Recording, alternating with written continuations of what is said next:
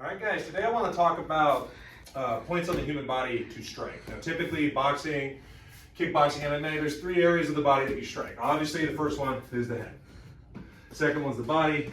Third is the legs, right? And there's variations on each of those. Great targets. Any one of those landed well enough ends the fight, right?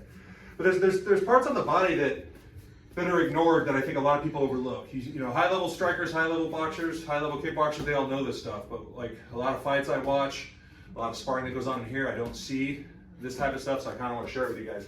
So what I'm talking about is typically, instead of going for the head, the body, or the legs, is maybe punching the shoulders, punching the arms. I do this a lot, especially we were just sparring. When I was moving off, I was coming here, hitting his bicep, hitting his shoulder. Right? I'm doing that because Carlos has an excellent jab. I don't want him pumping it at me and hit me with it. If these land bicep or shoulder, it's going to affect it.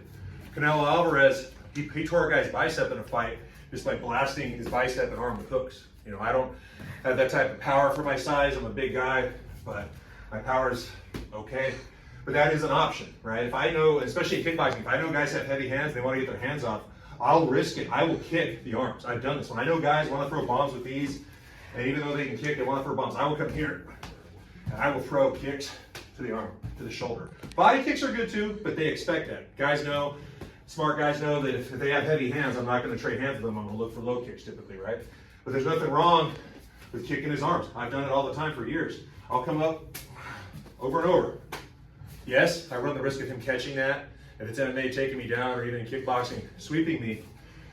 But I start blasting a few lead and rear kicks to his arms, it's going to affect how he punches. There's no doubt about that. And you guys just got to find your angles. If I'm standing in front of him like this, I might get this off, but then he's going to expect it. So I got to move around, find my angles. All right, boom, boom. All right, ah. Right, and then when he starts freaking out about that stuff, it opens up all the traditional targets. Right. So never neglect the shoulder and the bicep. Enough well-placed shots there are going to affect it. Now, another one that you see some guys do, like John Jones kind of does it, but he does it as the knee, is the hips, right? That's the center of the body. It's a target. If he's coming at me aggressively, that stops him. I don't care how strong he is, how powerful he is, how fast he's coming forward. If I hit that hip, oh, he's stopped. Right? I tend to do off the oblique kick, turn it sideways and hit it there. You can do it more push kick.